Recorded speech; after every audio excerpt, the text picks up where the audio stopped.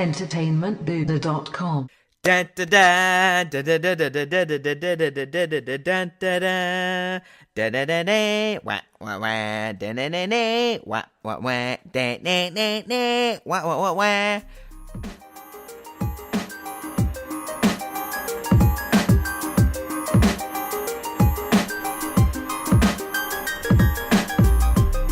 Hey now, everyone, we are back. Finally, I know, we're sorry, life happens, Nick works a lot, he got tired, wow, right? But we're back, we took a week off, yeah, you can blame it on Nick, but you know what?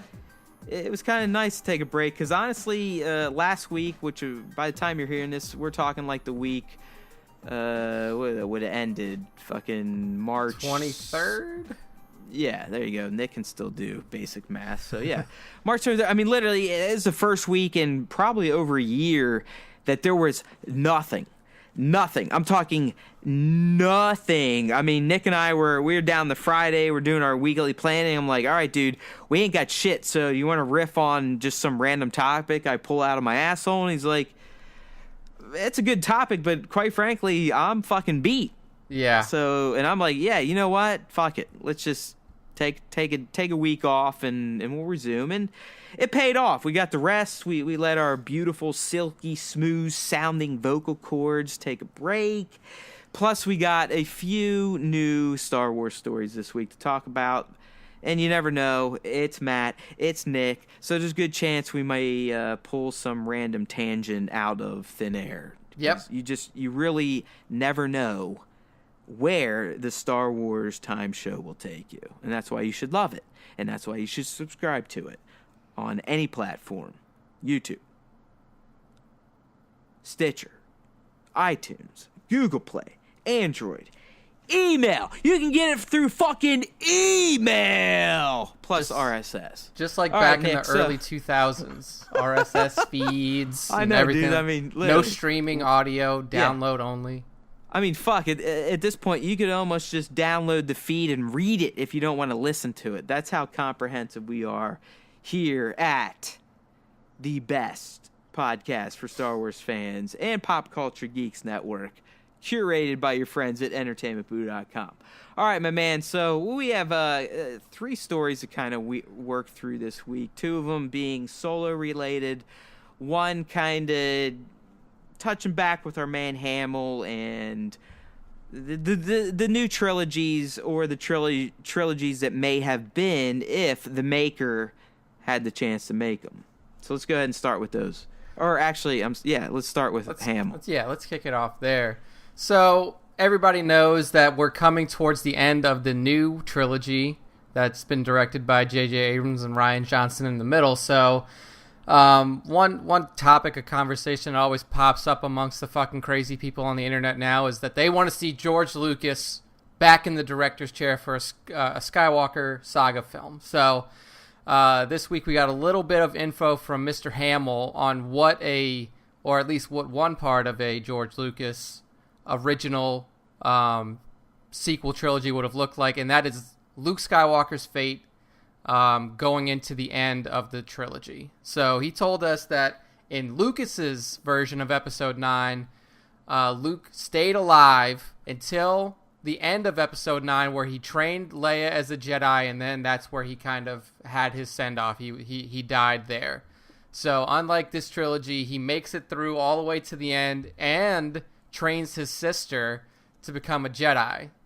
So Matt, what do you think about that? Do you think that could have been a fun little thing to watch play out? I don't know, dude. I mean, here's my big hang up on anything Lucas related. And I know it's a cliche at this point, but if you've followed us, if you're a loyal fan, you know where I stand for sure on the prequels, and I think you know where Nick stands. And he's somewhat in line with me, but he was a lot younger, so I kind of forgive him when he says that he thinks Sith is somewhat redeemable. I mean, I can't fault him too much. He was young and impressionable, didn't really understand life yet. Because it sucks. It's horrible. I mean, there's nothing redeemable about that movie. And that's my point. Looking at this shit, like, Could I have trusted George Lucas to make another run at the Skywalker saga? And I have to honestly say no. No. Yeah. And it pains me because if you listen to, 2 casts ago, we had the big Lucas tribute, and I'm going to reiterate the fact that I think the guy is a god among men, a genius, and one of the most creative motherfuckers that will have ever lived in this era. Like, I mean, he's Shakespeare type of dude, okay? I fully recognize that. I give him all that credit. The dude is brilliant. But I have a hard time agreeing with anyone that says that his work on the prequels was anything but garbage. And trust me, I was 19 when the first one came out. I saw it 10 times in the fucking movie theater. So don't sit here and say that I'm judgmental and I don't know what I'm talking about, because I do, right? I do. Yeah. I went to Star Wars Celebration 2 for Attack of the Clones. I bought all the fucking posters. I was jazzed. I saw it early and I pretended it was good. For a year or two at least. Sis, same thing. Okay, this is going to be the one that's going to redeem it. I watched it. I'm like, deep down, I'm like, yeah, no, this was not good. But on the outside, I'm like, I had to just pretend that it was good. And in the end, they weren't. So I can't trust that George would have been able to return to the original trilogy magic after what he put forth with the prequels. Yeah. So I don't really give a shit about any Lucas script treatments at this point. Yeah, I mean, if you think about, what happened after the prequels and kind of how, when they first came out, if you read reviews, if you looked at IMDb, everything like that, like, it felt like the general populace felt the same ways you did. Like, they accepted it and they were like, okay, it's good because it's Star Wars. But then later, they finally came around to saying, like, okay, maybe these movies were not as good as we expected. So when that like second wave of fan reception and critic reception came in, maybe Lucas had an idea at the time, like riding off the high of, completing the prequel trilogy. Maybe he had a plan then, but as soon as that second wave came in and people started saying, like, this trilogy is not even, can't hold a candle to the original trilogy for sure, and is pretty weak narratively in a lot of spots, that probably kind of, dipped his interest in jumping it back into the pool for the sequel trilogy. But even, like, apparently in this article, it says that before the script for Return of the Jedi was even done, Mark said that he saw a 12-page treatment, 12-page outline of what 7, 8, and 9 would have been. And apparently, like, they had the reveal. They didn't, in this, extended trilogy situation, the reveal about Leia was not made in Jedi and was extended into the later trilogy. And then it also brought back in similar fashion the big three, Han, Luke, and Leia, in their older age and stuff like that. It's hard to say. Like you said, would I trust Lucas again after seeing the prequels? I mean, a big part of me says that, like, he was so wrapped up in the new tech and all of this wonder about what he could do with special effects and all this shit, that maybe after he had gotten it out of his system with the prequels, he might have been able to semi-right the ship and do something better for what would have been 7, 8, and 9. But I think you're right, dude. Like, you can't trust him after something like that, because you had a full series of 3 movies and you just, like, you just dropped the ball, and, like, you fucking dropped the ball off a cliff. And yeah, I don't know. It'd be tough. I mean, I always want to see new Star Wars material, and I always, would like to get into the mind of Lucas, but I'm pretty happy that we didn't end up with 7, 8, and 9 coming from George, especially hot off the heels of prequels. I think it would have been a dangerous affair. Yeah, and like I said, I don't feel good saying that shit, because I do love the guy. I mean, there was a point in my life where I would have cut off my arm to just sit down and talk to the guy for 10 minutes. Oh, yeah. I mean, he's fascinating to me. I mean, all this shit that we talk about and obsess over and, want to fight friends over, especially after The Last Jedi and the way Nick behaved watching it. I mean, this all came from that guy's fucking head.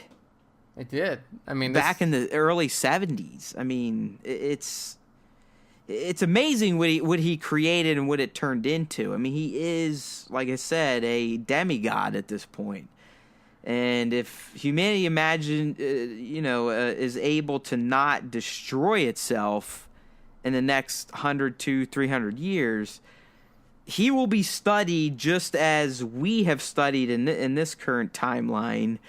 Like I said, Shakespeare, the other great writers of ancient, not even ancient history, just, a couple hundred years ago. I mean, he's insane what he did. But then he made the prequels and essentially just tried to fucking throw away his legacy. Yeah. In my mind, at least. I mean, I know there are some of you that derive some enjoyment out of the prequels, which it's mind-boggling to me unless you were, like 4 or 5 in 99 when they came out. Then, I'll give you a pass. I buy that. I totally buy that. But I also challenge you, as you get older, to revisit those movies and actually sit there and tell me that they're quality film. They're not. I mean, they don't look good. They're not acted well. They're not scripted well. The narrative's bad. The only redeeming quality is John Williams. Yeah, if we could get he came up with some great riffs for the prequels, but that's about it. Yeah, if we could get some treatment for the prequels like we got for TLJ, where we just have the visuals with John Williams' score underneath it. Okay, yeah, I that would be a much better experience. Yeah. In all 3 movies. I mean, I know a lot of you still try to pretend to yourselves that Sith was good, but I've said it 1,000 times on this podcast, Sith is the most egregious of prequels because of how bad it bungled Anakin's transition. It was very it completely cheapened the character of both Anakin and Darth Vader. Ruined them both. That being said, he went from fully convicted that Palpatine was an asshole and we need to get rid of him to, Palpatine, I guess he told me he could save lives, and even though Mace is doing what I would do to pretty much anyone else that crossed my path I didn't like, we got to remember at this point, Anakin slaughtered tribes of sand people. If we look at the Clone Wars and take that as canon, he slaughtered fucking hundreds and hundreds and hundreds of fucking other races. I mean, the guy was ruthless, but when it came down to one of the most prestigious Jedi Masters in the galaxy wanting to take out a fucking Sith Master, he's like, no, this isn't right. He needs to go to trial, and I'll literally kill you to make sure that we do it the right way, but it's really because I'm a pussy. That's pretty much 100% how it went down. That it being is. said, I mean, I'm not. I am being an asshole, but in the same light, I'm being 100% honest. This is what happened, my friends. This is how Darth Vader came to be. You're right. In a fucking snap of a finger, he becomes Darth Vader, which makes no sense. We need to see this guy struggling with his pull between the light and the dark. We didn't get any of that shit. The only time we got that was in Attack of the Clones, and the only redeemable scene in that whole movie when fucking Hayden pulls off probably the best acting he did in his 2 films after he killed the Sand People, and he's lashing out to Padme. I mean, that's the only time we see the character of Anakin Skywalker flirt with the dark side before he fucking fully turns to Darth Vader. Am I wrong? You're right. You're 100% right, dude. I mean, if we watch the rest Come of at the way... me, Sith fans. Come at me. There's no argument. I mean, I just laid it out. He's literally a good guy for the entire prequels, and then just is like, fuck it, I'll kill everybody. Yeah, I mean... It makes no sense! Even in the moment where, Mace is dead and, the deed has been done... He immediately is like, fuck it, yeah, I'm Darth Vader, I'll kill kids. Well, but even right before that, he falls to his knees and he's like, what have I done? he realizes that he's fucked up, but less than 10 seconds after that, like you just said, he's like, yep, you're my new master. Let's do it. Let's fucking storm into the Jedi Temple and go. It's so horrendous of a tragedy that even to this day, I still can't look at Darth Vader with the same reverence I used to even before fucking episode 3. That's what I'm telling you. It's the worst fucking prequel. Okay, so that being said, though, you have been watching Clone Wars. I knew this was gonna happen. You've been watching Clone Wars TV show, though, right? The and I love him. Series. I love Anakin. I mean, the Clone Wars, my friends. A lot of you, especially in my generation, those of you that were born late 70s, early 80s, a lot of you discounted the Clone Wars cartoons. I don't know why. I mean, maybe you were still pissed at the prequels, and I get that. Or maybe it's because you're like, oh, they're fucking cartoons. I'm above that shit. But I'm telling you right now, I'm going through my second full viewing of the entire series at almost 38, and I appreciate it more than I was watching it in my 20s. And there is one example after another of who the Anakin Skywalker that I thought I was going to see in the prequels based on Obi-Wan Kenobi's description in New Hope. We get him in the Clone Wars. We get that fucking hero. We get that badass. We get that guy that kind of fucks with the Jedi Order and has an edge to him. We didn't get any of that in the fucking live action films. Yeah. None! I mean, he becomes the character that he is because of the bonds that he built in the Clone Wars TV series, really. Well, they even show, like, his interactions with the clones, like Rex and Wolf and, Fives. I mean, he is such a great character in that cartoon series. Let alone, he's teaching a Padawan. So, I mean, you even get to see how he would relate his thinking of how Jedi should be to another person, and it is way different than how other Jedi are. I mean, he is a rogue. He does do shit that's on edge, that pushes the boundaries. But he's such a badass that they let him get away with it. I mean, you do not get that sense in Clones or Sith that Anakin is this end-all, be-all badass. Like, he does nothing in those movies that is special. Fucking Attack of the Clones, all he does is get captured and get his fucking hand chopped off. Yeah, he was a complete bumbling idiot in Attack of the Clones. He does nothing spectacular in that movie. Nothing.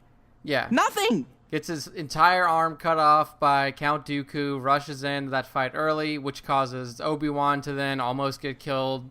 Yoda has to come in and save them. But yeah, all he does is commit a comedy of errors. I mean, he's a fuck-up. I mean, to me, it's really amazing how Filoni now, granted, he was working with, 2020 hindsight after having seen the full prequel trilogy play out, but how Filoni and the writers for Clone Wars were able to extract that Anakin out of what was in the films.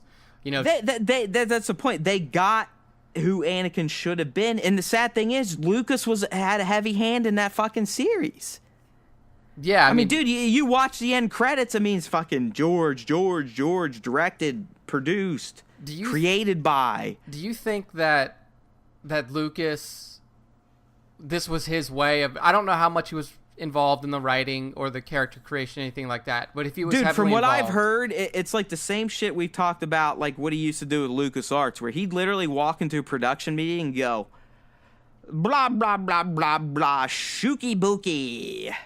It's like, and they'd be like, well, fuck, I guess we got to do what he wants. Yeah. So, but do you think that the character of Anakin in Clone Wars was partially like George trying to say, like, okay, I fucked up in the movie? No way, because I don't think that man would ever admit that he did a poor job. I think he thinks those movies were fantastic. Yeah, I mean, even I think that came through even in the most recent Celebration when, like, he was up on stage and he was talking about, fan reception. He was saying, like, well, some fans wanted it to be something else, but this is what it was, and and I completely accept that, because I've made that argument for The Last Jedi. Like, listen, I had a different movie in my head too, but I thoroughly enjoyed what Ryan came up with. But yeah, people out there like, I hope Ryan dies and I want this movie aborted from canon.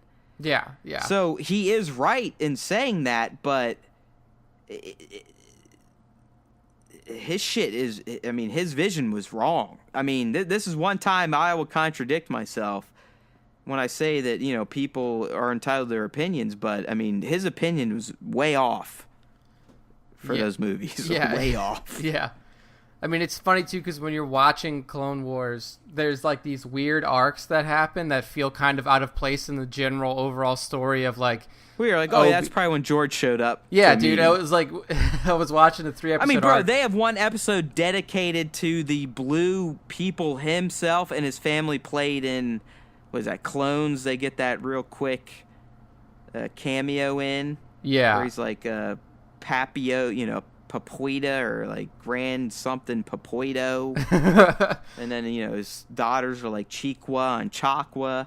I mean, literally, there's a cartoon episode dedicated just to them. Yeah. And then who do you think fucking put that in? Oh, yeah. George was like, build these characters out. I want to see them on the show. Who do you think did a lot of writing on the Clone Wars? His fucking kid. Yeah. I mean, literally, she's in there credited as a lead writer on most of these episodes. I have to go watch the credits all the way through. I'm being serious. There. I mean, look for her. I mean, I believe her name's Chelsea. I mean, I guarantee one of his kid, I don't know if it's from season 1, but at least from 2 on, who gets credited in a lot of the episodes. Yeah, because I'm at the Netflix cutoff when I go 5 seconds and the next episode starts, so I don't watch the credits all the way through. You just do skip intro, let's rock and roll. Yeah, but, exactly. Again, my point is, I'm not shitting on Clone Wars. I don't care if his daughters wrote it or not, because I think they're great. The point is that the movies were terrible, and the cartoons have somewhat redeemed the character of Anakin in my mind, which extends to Vader, but Vader will never be the same person I knew from the 80s ever again. Yeah, I mean, you because can't of really the prequels. reconcile that fall in Episode 3. Like, going and that's why I can forgive the Phantom Menace, because he's a goddamn 10-year-old. Yeah, you can't. Okay, that's fine. That's fine. He's gonna act like a 10-year-old. That's fine. But by the time he had clones and he's, you know, a damn near 20-year-old, we can't have any bullshit. We can't have any pussy stuff. We can't have any wishy-washy, whiny bullshit. This has to be a badass motherfucker that makes all the other Jedis look like punks. And we didn't get any of that.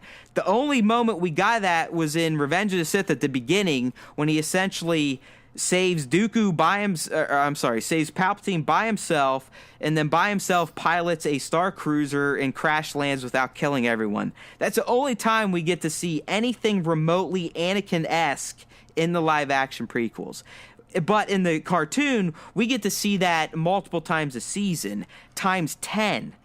Yeah, it's so weird that in Return of the Sith, the primary here, I mean, of course it's going to be Obi, but like, all of those moments that you would associate with Anakin's heroism are given to Obi-Wan. Like when he goes to Utapau, he faces down General Grievous by himself. You know, all of this stuff that happens while he's there.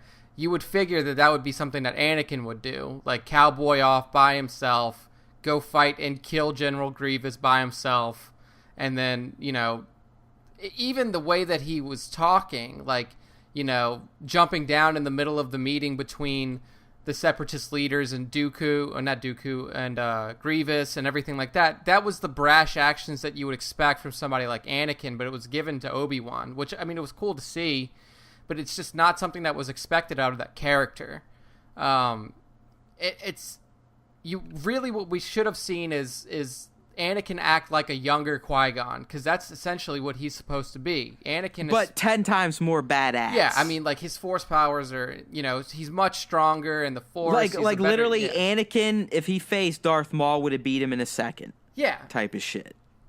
Yeah, like, he wouldn't. We're talking about the fucking chosen one, my friends. Yeah. Okay? It would have been a massacre. I mean, I think sometimes people forget that Darth Vader's damaged goods. Like, Palpatine was severely disappointed in Anakin's failure, because he knew he was getting essentially a 50% less badass in Vader. Oh, yeah. I mean, as soon as he lost his physical limbs, he was not going to be able to use the Force. Well, I mean, just in his degraded state, his degraded state. Well, his mind, everything, like he was Yeah. destroyed. I mean, he lost his edge when Anakin was killed. Yeah, I mean, he had to use the Force just to basically keep himself alive. I mean, Live, and you're right. And really, the only thing that made him as strong as he was his hate for fucking up, but he projected it on the Obi-Wan at that point in time.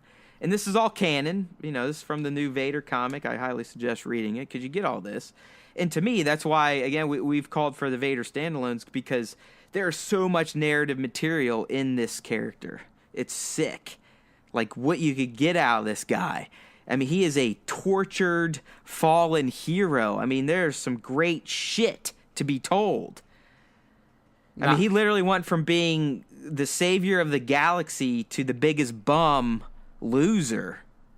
Yeah, I mean, because he was a selfish asshole. I mean, just the way, if you remember back to the beginning of Episode 4, when you have the meeting between Tarkin and the rest of the Moffs, Vader walks in, and, you know, just the way that they disrespect him. I mean, yeah, they think he's a fucking joke. They think he's a pet of the fucking Emperor. Yeah, even the way that Leia talks to him on the Tantive 4, saying, you know, you're not attached to Tarkin's leash. You know, exactly. I mean, he's a bitch. I mean, Vader is a bitch based on the way Lucas told the story of Anakin. Done. It's a proven fucking point. Yeah, it's not going to be easy to redeem that character for sure. I mean, you can have video games, comic threads. In the end, Luke doesn't redeem his father from the dark side. He redeems him from being a bitch. Yeah. Yeah, I mean, when Vader throws the Emperor into the pit, sacrificing himself, I mean, that was essentially him shaking off the years of oppression that he lived under, mental and you know, well, just... He became the Anakin he was supposed to be, the all-powerful pimp that could fucking destroy someone like Palpatine. Yeah, and he finally lived up to that moniker, and unfortunately, I mean, he fried the fuck out of himself, and that was it. I mean, there was no coming back. And that's my point. Like, you got to read the comics, because the comics really highlight how much Palpatine loathed Vader for becoming Vader. Like, he was like, you fucking loser. I mean, that's literally all Palpatine could think about after Anakin got defeated. It was like, you loser.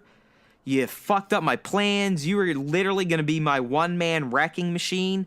I mean, if Anakin would have won, Palpatine literally would have been able to mow over any resistance, because Anakin would have essentially been a walking nuclear weapon of the Force. Yeah, I mean, think about... He would have been unstoppable. Like, he could have taken down planets by himself. Yeah, I mean, think about all the cool shit that Starkiller, Galamera could do in the Force Unleashed video games. Times 1,000. Yeah, I mean...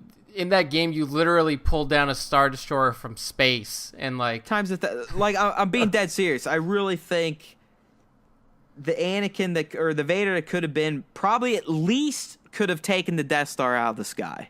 Oh, yeah. I mean... If not a planet, if he felt like it. Yeah, I mean, you've had Old Republic... I mean, he is a child of the fucking Force! 100% midichlorians. That's what he's Jesus, motherfuckers, okay? You people who believe in gods and whatnot, he is the closest thing that we'll get to a god in Star Wars lore. Yeah. He's not fully human, okay? That's fact, right? Argue it. Can you argue it? No. He's 50% midichlorian for sure. I mean, until someone comes and makes up a backstory, we have to believe what Shmi told Qui-Gon. Yeah, exactly. That he was literally... an immaculate conception type of birth. Yeah, he's no different than Christ. There's no father. That's all we know. And instead of the Holy Spirit, he was born of the Force. Yeah. And Mother Shmi. Yeah, and that's it. So his power, his potential was limitless. And then obviously that's why Palpatine wanted him. I mean, he played the long game. That's why Palpatine probably is one of the most masterful characters in all of the Skywalker saga. He is the most masterful. I mean, the Jedi, as Luke explains in 8, are a bunch of fucking dopes. Like, the Jedi are a bunch of fucking idiots. I mean, the Jedi are more responsible for the galaxy falling to turmoil than the fucking Sith. We're talking one dude versus thousands that fucking tricked all of them. Yeah. Think about it. I mean, we're not even talking rule of two. I mean, one fucking Sith destroyed the entire Jedi Order with some spot duty by Darth Maul and Count Dooku. Yeah, I mean, Dooku was essentially running a shadow war, and like he was the prominent dark force user. And Dooku was a goddamn Jedi Master. I mean, that's how great Palpatine was. I mean, he is the most brilliant tactician in all of the Skywalker saga. Oh yeah, well, I mean, 100%. There's no doubt about that. I mean, the guy took the longest-standing republic in history and then crumbles it. The only reason he lost is because he adapted the hubris of the Jedi. Yeah. He's like, well, fuck it. I'm all powerful at this point. No one can fucking beat me. And then he discounted Luke. And Vader. Yeah. He thought that Vader was a puppet, that he was 100% his, that there was no way possible that Luke could do anything to make him turn, and then proved him wrong. But yeah, I mean, this is something that we just all have to live with for the time being. I don't know if it's ever going to be remedied, but like that's just the reality of Anakin Skywalker now. And it's, it's kind of, and that's why I'm saying, just if you feel like me and you feel like he was ruined, which he was, I mean, there's no argument, and you want to kind of just realize the badass Anakin again, watch the Clone Wars. Yeah, it's definitely worth a second viewing if you haven't seen it already. There's good content in there, people. I'm telling you, and it's canon. You might as well just chalk it up. It's something that exists, and it's real. The stories are real. They mean something for the overall saga, so why not? And because they get good. I mean, it progresses through the seasons, too. I mean, season 1, you could tell it was their first season.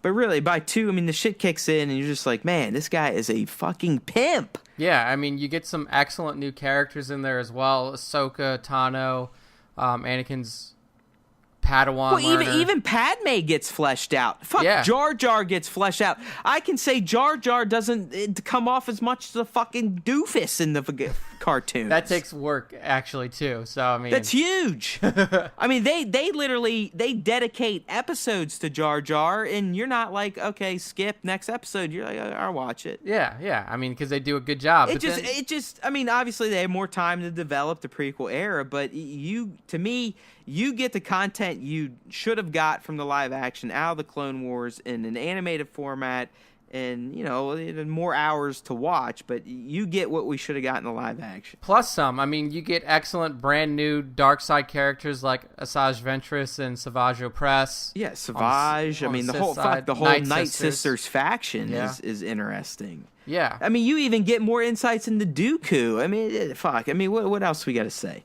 We literally were talking about Mark Hamill in episode 9 and somehow ended up on a 25-minute discussion about the prequels because it's the Star Wars time show. All right, dude. That was an impressive rabbit hole. I love it. I knew it was coming, too. I was feeling that way tonight. You had the fire. So let's go ahead and transition into the solo news we got for this week, Nick. And I guess let's start on the kind of anonymous leak, if you will, of an actor talking to, who was it? Was it Right to Yahoo or was it another publication? Vulture. Okay. So essentially an actor who we're thinking probably wasn't main cast, but big enough that they were around long enough in the production to work under both Phil and Chris and Ron. So they went on the record with Vulture this past week and kind of talked about their experience in both productions. And the general gist was that while Phil and Chris are good, they weren't quite ready for the Star Wars juggernaut. And that the main reason they probably got canned is because they were taking way too long to get shots done.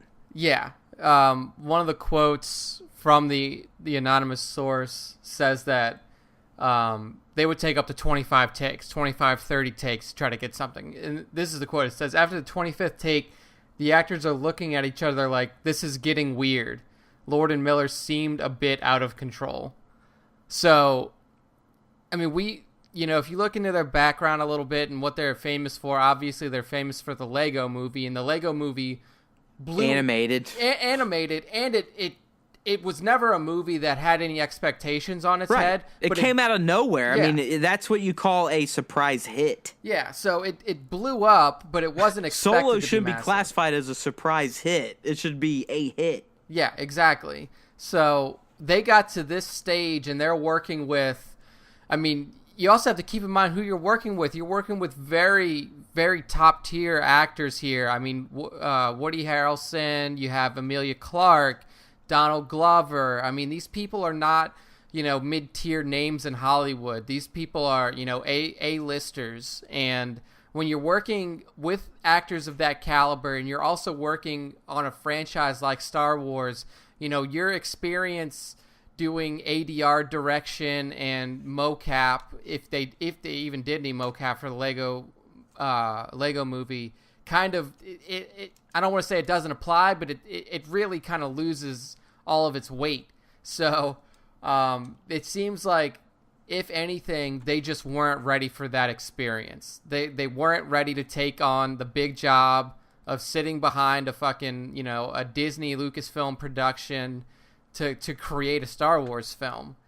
And I mean, that's very interesting to hear, because we never really knew. We were like, well, what did these dudes do? Were they just not good with the writing? Where were they messing up? We were. I think we initially were like, well, I mean, did they just have a shitty script, or were they trying to turn it into like a fucking jerk off comedy? But it really seems like from this guy, I mean, he even says, like, he said the dude typically demanded more than 30 takes for each scene, because, quote, they are unsure of what they wanted other than a delivery different from the last. And then he goes on to say, Howard only needed 2 or 3 total. Yeah, I mean, Ron Howard's a fucking, he's a legend in Hollywood. The guy sits behind a director's chair, he watches people act, and he knows what he wants. So when you're used to directing animated films and you're not used to directing live people, you can't give them the proper direction. Like, you might have an idea in your head of like what you want it to look like, but you can't actually say to them like, hey, be a little bit more forceful, or give any sort of actual direction for them to improve or change the way that their delivery is. They were like, just do it again, until they finally realized, like, well, we don't know what we want, and we don't know how to tell you what we want, so just keep doing it, and then we'll just say stop. Yeah, it's like essentially they just be like, okay, do it again, but do it different. Yeah. And they do it different. They'd be like, okay, do it again, but do it different than that one. And then they do it again. And then, as Nick said, the actors would just start looking at each other like, this is kind of weird. Like, what the fuck are we doing at this point? Yeah. So so this is another interesting thing that the source said, is that essentially, like, they didn't change anything in the script. Exact same script. He says it's exactly the same script. They're filming exactly the same things. Nothing's new. Lord Miller used whole sets, but Ron is just using parts from those sets. I guess they're not shooting wide angle. Maybe they're saving money. So essentially, they reshot a lot of dialogue, is what it sounds like. Oh yeah, exactly. They're filming. They reshot close-ups. They reshot tight focuses on the characters, like you said, dialogue scenes probably. So it seems like a lot of what would be considered like your filler B-roll. I mean, if you're talking about like a TV show, like B-roll shots of just like environmental, the pans across the environments and stuff like that's probably still going to be usable, but like everything that actually required acting to be done by the fucking actors in the film probably had to be reshot. So that's pretty interesting to hear that there were no rewrites. Well, I mean, maybe a couple, but there was no significant reworking of the script. The script itself was fine. They just needed somebody to come in. I mean, it's like I said earlier. I mean, it's just purely they sucked at executing it. Yeah.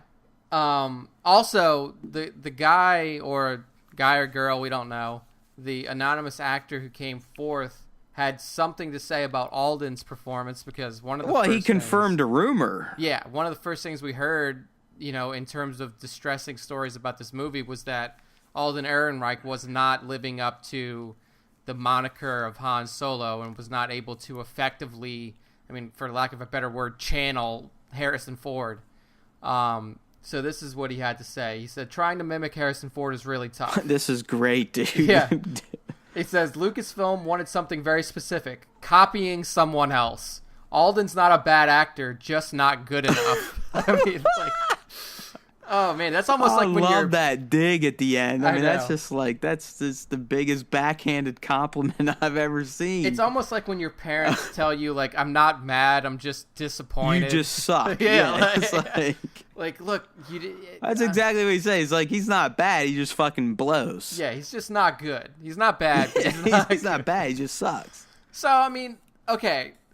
When all of this came around with Solo and the casting first started to come out, you could go back to the old cast. Matt and I talked, like, we were unsure of this casting because we didn't know who this guy was. Obviously, it's... Well, I think I just seen him in Hail Caesar. I'm like, he seemed all right, but he was playing an actor that can't act. Yeah, so... And that's literally the role he plays in Hail Caesar. Yeah, so when you're coming off of something like that, where you're intentionally acting poorly, almost, in a way, to being brought into a film and told to mimic one of the most iconic film actors of our generation. And let's be honest, those are some fucking big shoes to fill, but that's your job, right? Yeah. An actor's job is to act. Yeah, And in the end, they fucking cast his ass, so you got to put the blame on the fucking casting director and probably Kathleen and whoever had a decision in it. Yeah, they fucking hired this guy. That's a top-down decision, like right. It's not goes... like it's not like he just showed up on set like, hey, I want to apply for this Han Solo role. Yeah, exactly. Like, Kathleen and the story group and all of the head honchos don't get involved in casting for fucking extra number 23 who sits in the cantina. But they sign off on fucking Han-ass Solo. Yeah, exactly. So it is kind of weird. They must have thought he was good enough. So, apparently he might have been during the audition, but once it got down to brass tacks, he could not channel Ford's version of Solo. And who knows? Maybe that was because of the poor direction from the Lord and Miller. Exactly right. It definitely didn't help. If you believe this guy, he says the coach was brought on board in March, and we know that Ron took over end of May, June. Yeah, somewhere around. Yeah. So there is an argument to be made that just Alden's the type of actor that really needs finely tuned direction, and if you have two slapdicks that require 30 plus takes per scene who aren't really giving direction, clearly that probably was an issue. Yeah, the kid's already struggling to give you, an accurate portrayal of Harrison Ford, and it doesn't help when your directors, the people who's supposed to be leading you on this path to the right, the correct portrayal of this character, are literally just telling you, just keep doing it and we'll tell you when to stop. Like I don't know if how many people truly understand what a director does. They're not the camera guy usually. They're literally what their name is. They are directing people to execute a vision that they have either in their head or someone else's head that was presented to them in a script and through storyboards. So part of their job is to tell the actors, like, listen, your character at this point in time is feeling this way. This is how you need to act it. This is how you need to feel. Draw on this type of emotion. That is what a director is ultimately supposed to do. I know some of them do also get behind the camera and all that fun stuff, but their ultimate job is to direct every person on that set for a shoot to execute their role. Yeah. Most importantly, the actor. Like, they have to, especially if they're the guy that wrote it, like Ryan. Like, Ryan had a twofold job for The Last Jedi. He had not only had to create the story, but he then had to get people to buy into it and execute it, and also to get them to buy into his vision for the characters. Yeah, which we learned was tough for Hamill, but they eventually got over it. But if you have two slapdicks with a guy that isn't quite nailing the essence of a character, It really, I mean, I don't necessarily blame Alden at all, because A, he was hired by the top, I guarantee it, and B, he was being directed by two dudes that couldn't direct themselves out of a paper bag. Yeah, and look, it would be different, you know, like if Chris and Phil were sitting there and directing the movie and Han Solo was played by Harrison Ford, they could probably be kind of dumb and not know what they want. He would have punched them out. It sounds like if Harrison was honestly in this movie, he would have quit. Probably. But or fought someone. But like, I guess to the death. I guess like I wouldn't doubt that, because that sounds like Harrison. He's a badass, man. I mean, this guy's crashed multiple planes and helicopters and has like saved people from volcanoes. I mean, come on. Just walks out, no problem. He really is Indiana Jones in real life. Yeah. But what I was trying to say is, like, if they had an actor who was comfortable in their, well, not only their acting ability, but in the role that they were portraying, they probably wouldn't have ran into so many issues. Like, if the dude who was portraying Han Solo was like clearly embodying Han Solo from the get-go and wasn't struggling a little bit like Alden was, I mean, they might have gotten kicked out anyway, but the story around the main actor not being able to portray the character that he was hired to do would not have come out. Yeah, you're right. It probably wouldn't have been as big of a leak, or as this juicy detail may be true. And I mean, who knows? We just have to take this rando at his word. But he is confirming what has been reported. So I don't know, man. I mean, we know who took it over. I have faith in the guy. I have faith in Lucasfilm and Disney that they're not going to release something that they're not at least, I don't know, 80% confident in. I don't know. I mean, I think sometimes they could probably concede on quality for the projected monetary outcome, but I just don't see them putting out a Star Wars movie that they don't believe in. Yeah, absolutely. I mean, you know what I mean? Even if it gets to 0 hour and it's just garbage, I could see them saying, "Yo, we're gonna delay it a month." Yeah, I mean, I've never seen that happen for a movie, so it'd be like, it'd be setting a precedent. But I just don't see Disney willingly rolling the dice. Like, we kind of didn't love this, but fuck it, it's Star Wars. Let's see what happens. Yeah. And speaking about getting to the 0 hour and shit still having to be done, yeah, the next story that we're going to talk about is Ron Howard, and I mean, we're going to be talking about like up to the hour updates on this as well. Ron Howard says that work is still being done on Solo, and if you're like us and you're tracking the time, May 25th is quickly approaching. Right now, we're doing this podcast on March 30th, so we're less than 2 months out. And Ron Howard says that they are still working on this film. They're still doing VFX. They're still doing, at the time of the writing of this article, they were still doing editing.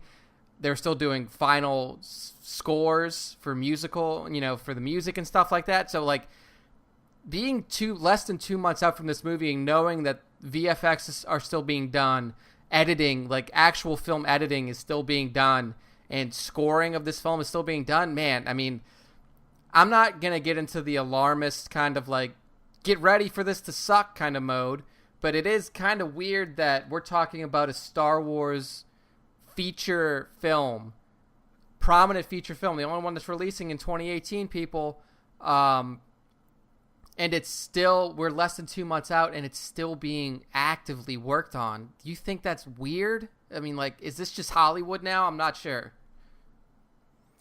I mean, and then after we found this article, I happened to stumble on some of Howard's tweets literally from a few hours ago. I mean, some of them just a few minutes ago.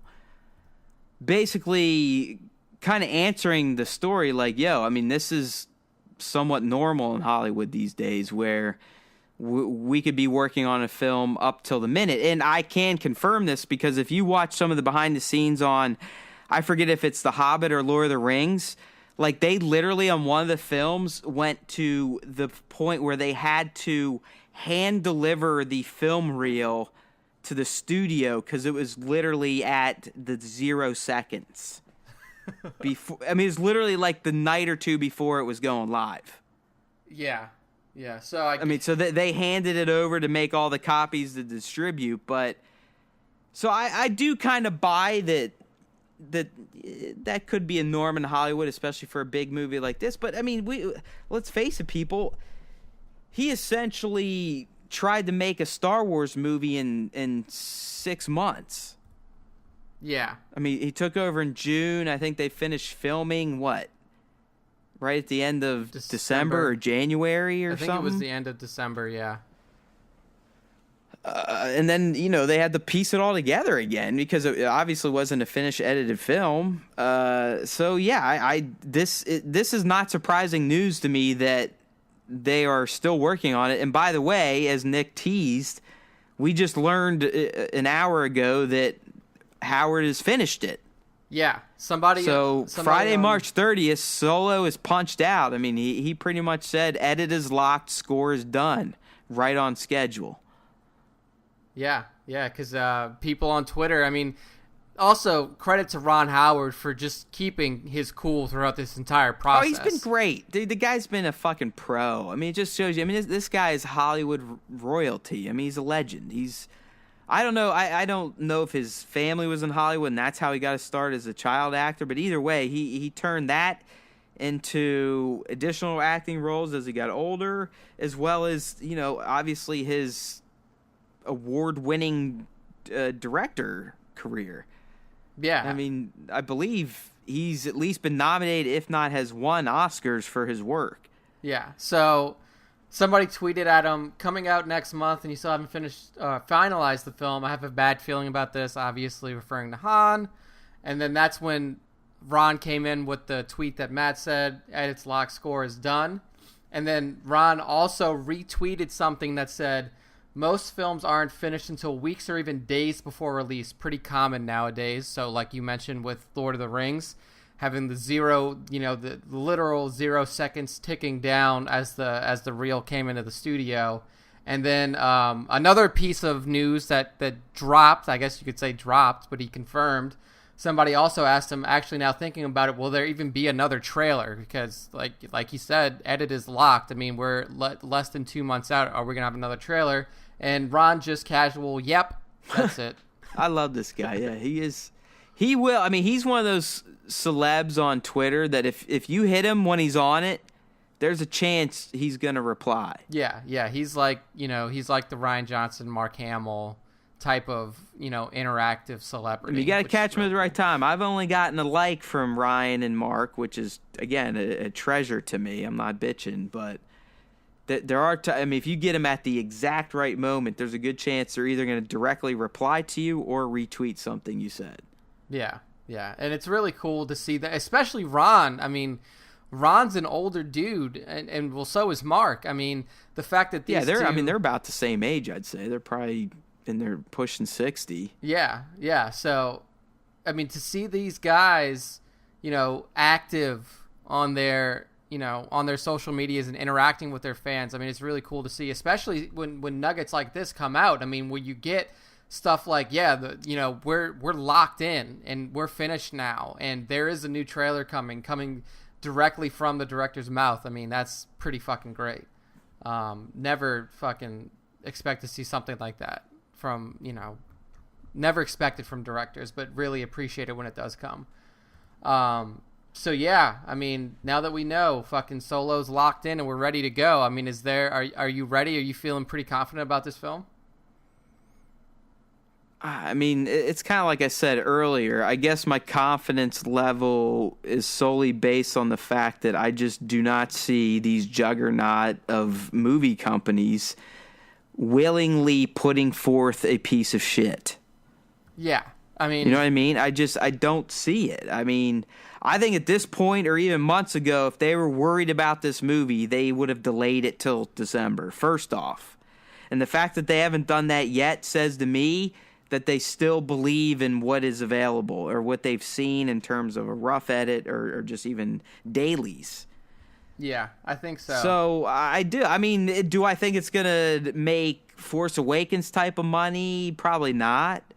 And I think a lot of that's just going to be due to all the muddiness around the production. I mean, us hardcore people are going multiple times regardless. I mean, we don't even count in projections in terms of ticket sales because we're going. I mean, they could say Ron Howard himself could tweet, "I just kidding. This movie fucking sucks. I hate it. I suck.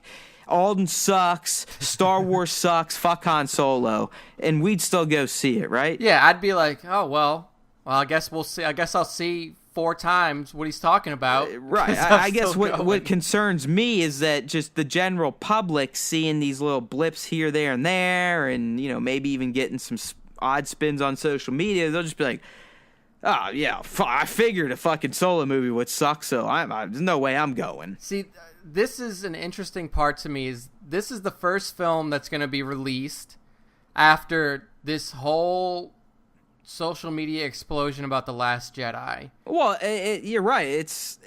I mean, The Last Jedi, in terms of the social media era, is easily the most divisive Star Wars movie to be released. I mean, we can't factor in what would have happened if Twitter and Facebook was around in 99, 02, and 05, because I think it would have been 1,000 times worse with inflation. Yeah. But yeah, we're coming off a movie that people are trying to say was disappointing because it only made $1 billion. Yeah, exactly. And there's people out there like, well, The Last Jedi underperformed. It only made $1 billion. It's like, okay. Look, underperformed on what planet? Yeah, if you're expecting every Star Wars release to make TFA money, it's like get real, people. Like, come on, like TFA made that kind of money. TFA just had the magic sauce behind it. I mean, it had the mystique of, okay, we really are getting more Skywalker movies, and okay, maybe we can redeem what the prequels blew up, especially for someone like me. So yeah, it's not an apples to apples comparison. No, not at all. So I'm really interested to see, like, this is also another thing to think about. I mean, we are when TFA or when Solo releases, we're going to be 5 months out from TLJ theatrical release. 5 months, that's it. That's a very fast turnaround. And that was my point earlier when I said, like, if they truly thought it was scum, why would they not have delayed it till December? I mean, it made too much sense. And we even talked about, like, why has it not been delayed? I mean, okay, we haven't seen anything, so I guess it still means May and May and May and May. Holy shit, it's 2018 already. We still don't have anything, and then it's like, okay, here's everything, and all right, yeah, it's still coming out in May. Yeah, I mean, they even felt confident enough to push. I mean, this was a big thing to me, because if they weren't, in my mind, if they weren't confident about Solo and they wanted a pad, you leave Avengers where it is. And then that way, if Solo underperforms, you have Avengers right there, and Avengers is going to make close to $1 billion, if not over. So if you're worried about Solo performance, you leave Avengers right there, and you say, okay, if you're underperforming, well, they were still going to be fairly spaced out. I mean, Avengers was going to open May, and then Solo was going to close it. Yeah, but just looking at Black Panther, and I know that Black Panther is an anomaly. Black Panther stomped over. I mean, it took Pacific Rim 2 to finally, I think, knock it off to number 1. Yeah, so they could have said, like, if it has a weak opening, they could say, so you're thinking they wanted to give Infinity War one more week of being number 1 before Solo came in and guaranteed bumped it. Yeah. Yeah, so they give Infinity War the space, and I think that's because they feel confident with it. That just further reinforces my point. Like, if they honestly didn't believe in Solo, why not just push it to December anyways, and then see if IW could run all the way through mid-June number 1? Yeah. So it's still an odd decision to me, man. Like, it's weird. People are now in the cadence of seeing Star Wars in December. It's a Christmas movie. Of course. Like, so this whole deal, like, there's a lot of factors that's going to play into the box office of this movie that's not the movie itself. Like, you have the the obvious problems that have been out in the news. You have the different start date for the new Disney Star Wars timeline. And then, you have the backlash that was shown on social media from the last Star Wars release with TLJ. So, I mean, you have like three pretty massive outside factors that could really skew this box office. So I'm almost ready to say like this is probably not going to make $1 billion, be the first Star Wars movie to not make $1 billion. But man, it's so hard. Well, I don't know if the prequels made a bill. Well, I mean, like it might have taken years of the new ones, of the Disney ones. But in the end, I mean, business is business. If the movie's making a couple $100 million over its production costs, Disney is probably not that upset, people. No, I almost feel like the head honchos at Disney, they're almost, ready to take a hit. I don't want to say take a hit as in like lose money on this film, but like not make But yeah, as we're much. not going to make 1,000% profit this time. Yeah. We're only going to double our money. Yeah, we'll make, 500% or whatever. So I feel like they're ready for kind of a box office dip. Like, a little bit. Bit. High range. What do you think TLG costs? TLJ, if we're talking, I would say high end. What's your high end figure? 300 million if you put in the advertising. Me too. I was right there, 300, but I bet it was between 200 and 300. Yeah, I think might even been high 100s. So even if it made just $1 billion, if you understand business, it's a win. Oh yeah, definite win. That's called a win, and that's called. We just funded Rian Johnson's new trilogy based on the profits of TLJ. Okay, this is what, that's pretty much what they did. They were like, okay, total in terms of production, marketing budget, everything we spent on TLJ is $300 million. You made about $1.1 billion with it. So what you've done is you've funded 3 movies for yourself. So we're going to give you 3 movies worth of money. Here you go. I mean, that's called business intelligence, my friends. I did graduate from college. So, yeah, Disney's they're not dumb. They know what they have, and they're not going to compromise. TLJ is not a failed movie because it only made a little over $1 billion. That's ridiculous. Look at the most popular films that have come out in the past 5 years, and how many of them crossed the $1 billion mark. I remember before TFA came out, it was Avatar, bro. It was Avatar, but I remember. Do you remember when Jurassic World came out, and then that was the buster, like that was the box office buster, and they were like, "Holy shit! I can't believe this movie made this much money." And I think it barely crossed $1 billion. But yeah, you're right. Avatar was like the holder of the record. But when Jurassic World came out, people were fucking blown away. And I was saying at the time, I was like, yeah, it made a lot of money. It did really well, but just wait a few months, because if you want to see a box office fucking extravaganza, wait till The Force Awakens comes out. And that's what happened. Like, it blew away everything that's ever existed. So, like, you can't look at a $1 billion movie and say that it didn't do well enough, because there's not a lot of $1 billion movies that even happen, period. Like, exactly. And like you're saying, I do believe the TLJ effect will play out on Solo, and I think it'll extend all the way to 9. Yeah, 9 might. There are assholes out there. I'm sorry for calling them assholes, because I guess that is their opinion, so I'm kind of being a dick anyways, but there are people out there that feel the same way about TLJ as I do about the prequels, so I guess I have to respect them. I heavily disagree with them, and I think they're being ridiculous, where I can actually essentially prove with fact how bad the prequels are. But yeah, there's TLJ is going to have long-lasting impacts on things. It could also set up 9 to be magical, which I think a lot of people have forgotten, that TLJ is a middle. So all of its sins, if you consider it to have a ton of sins, could be completely redeemed, and it could end up looking like the best of the 3. We still don't know. But I do believe there will be a lingering effect on sales for both Solo and 9 because of Jedi. You have to think that could carry over to Rian Johnson's trilogy as well. That's people will associate TLJ with Rian. There's a small faction of Star Wars loyalists that think he is Palpatine. Yeah, that he's like the Antichrist, the anti-Lucas. Right. Yeah, he ruined it all. And that's absolutely absurd, but it is. This is the first time in our generation, well, in the new generation of Star Wars, I should say, in the Disney generation, where like the divisiveness has hit with like a fervor, with venom. And I mean, I didn't anticipate it. I mean, shit, I didn't anticipate you not fully loving it. I mean, it was shocking to me. So yeah, this is not normal.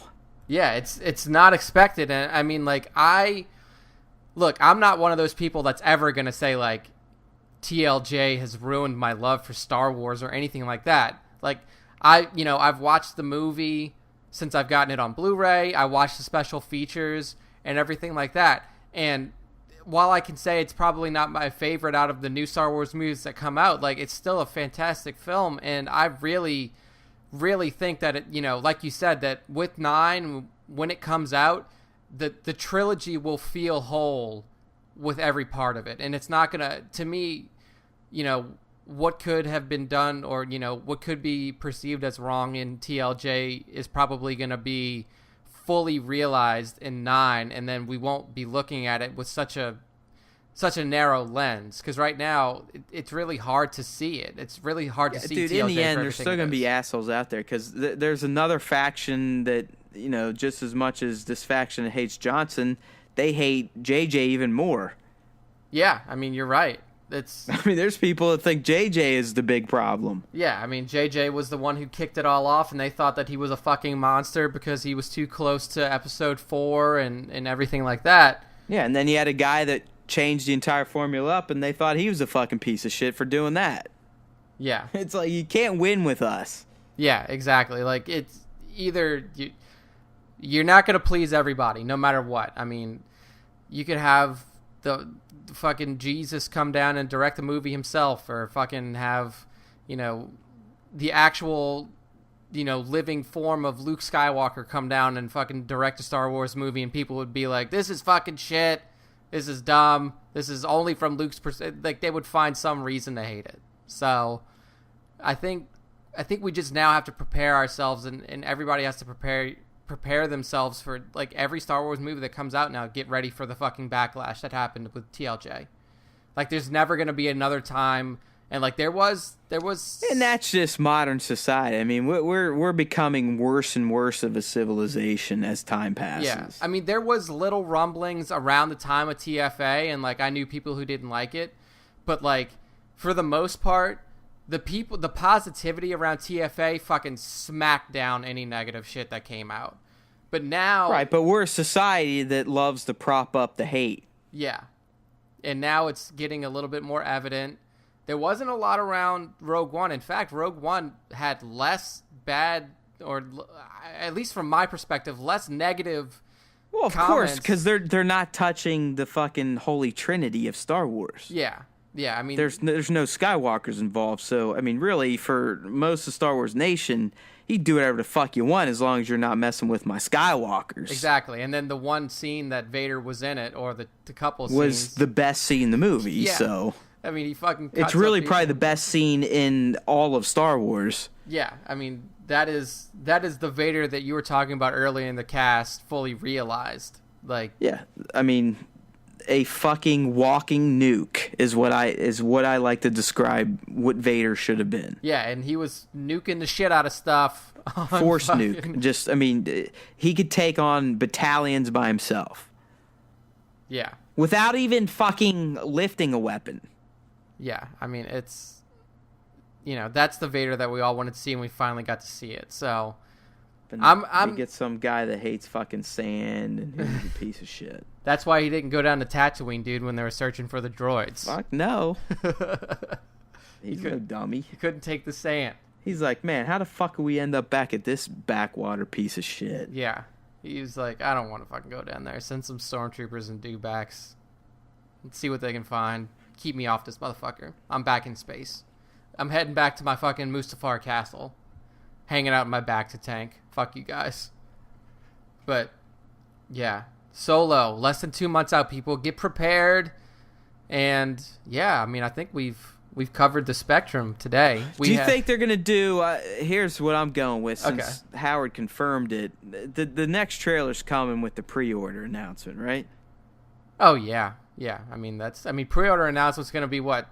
Fucking, we're 2 months out. I mean, a month out. It's got to be within the first 2 weeks of April. Yeah. Yeah, that's what I was Because I think Infinity War went on pre-order. When they just dropped their final trailer, was that last Friday or 2 Fridays ago?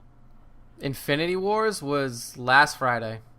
Was their final trailer, right? And it was badass, but that's also when they opened pre-orders, I believe. Yeah. So, they're looking at 6 weeks out or something like that. Yeah.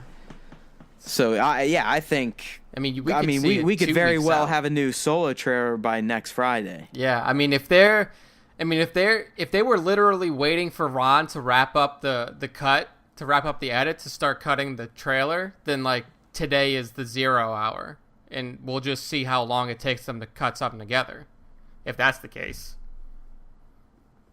So, it could be 2 weeks out. I mean, that kind of fits the timeline, like you said, with. Oh yeah, I'm almost fuck it. Take it to the bank. We're gonna have a Solo trailer by mid-April. I'm ready. Fucking let's do it. Guaranteed. Let's do it. Give us a fucking. We'll have pre-orders by then, and I think we're also going to get confirmation if they're gonna launch the Solo toy line on May the 4th. Oh wow, yeah, that's a good call. It just makes too much sense because they've had I don't even want to call it. I mean, May the 4th is Star Wars Day, but they've had I don't even know what they call it, but with each major movie release, they've had a special day to drop the toys. Yeah. Even for Rogue One, it had its own day. I don't know if they're called like Force Fridays. I forget what, but there is a name to it. So I think that announcement is imminent too, and it may all be together, but I would be shocked if we don't have something major from Solo in terms of a preview by mid-April. Yeah, I think that'd be a good spot right there. Because if you go mid-April, then you have the rest of the time you have is TV spots. Yeah, just TV crank spots, out TV spots seconds. at that point. Yeah. Yeah, just start cranking out the TV spots. I think that's a good move. And then you can go fucking balls to the wall crazy on the toys May 4th. Dude, I've already pre-ordered like some of the standards, but yeah, there's some I'm gonna have to go out and get. And really, with the digital face painting that Hasbro does now, I mean, these Black Series are they're becoming more and more like the expensive Japanese imported figure arts, which to me are, the best you're going to get at the 1/12 scale at least. I mean, Hot Toys is the winner at 1/6. But, I mean, dude, just Glover's little figure looks spot on. I mean, Alden's figure looks spot on. Kira's spot on. Woody's spot on. They got a Tarkin coming out. I mean, fuck. Forlom. We're getting a Forlom 6-inch. Matt's going to be living under a bridge with all of his Star Wars toys. Oh yeah, like crack. I'm gonna be like all smacked out on Star Wars toys. Like, hey man, you got any hot toys? Got any Star Wars hot toys? Oh yeah. I got Yoda right now giving me the 2-finger Force piece. Dude, I saw the pictures you posted of those things, dude. They do look sick. And he's awesome. You even told me off cast that you fucking caved like a bitch and bought the Anakin. Yeah. The first 25 minutes of this cast. It was... Yeah. He's right. He's calling me out. But I'm telling you, it's only because of how amazing these Hot Toys, I think they call them movie masterpiece figures are. And because of my newfound respect for the character based on my second rewatching of the Clone Wars. There you go, people. If you're one of the people who feels like they need a refresher on Anakin Skywalker because of what the prequels did to him, watch the fucking Clone Wars. Cartoon or not, I'm telling you, man, he's a pimp. It's on Netflix. He's the chosen pimp. All right there. All on Netflix for you to watch, lined up, seasons 1 through 6. Just fucking binge it. They're only like 22 minutes apiece. Do yourself a favor, people. Oh yeah, I mean it's light watching. I mean it's something I could say you could still even get most of the plot even if you're playing through your Star Wars Galaxy of Heroes plays for the day. Yeah. Or it's good content to have on regardless of how you watch it. I mean I recommend sitting down and soaking it in. But even if you just listen and catch glimpses of the action, I'm telling you, you're going to see the Anakin Skywalker hero badass that we were promised oh so many years ago when Obi-Wan was explaining to Luke who his father truly was. Yeah. All right, my friend, I think we definitely hit what we meant to talk about, plus plenty more, because that's how we do it here on the Star Wars Time Show. I mean, there's no reason to ever think we're going to finish in under an hour ever again. Yeah. Because once we get going, we just start having that Star Wars diarrhea flowing from our mouths, and it was fun. I was glad we were back. You know, we took a little 1-week hiatus. It's always good talking to my man Nick about that galaxy from so far, far away.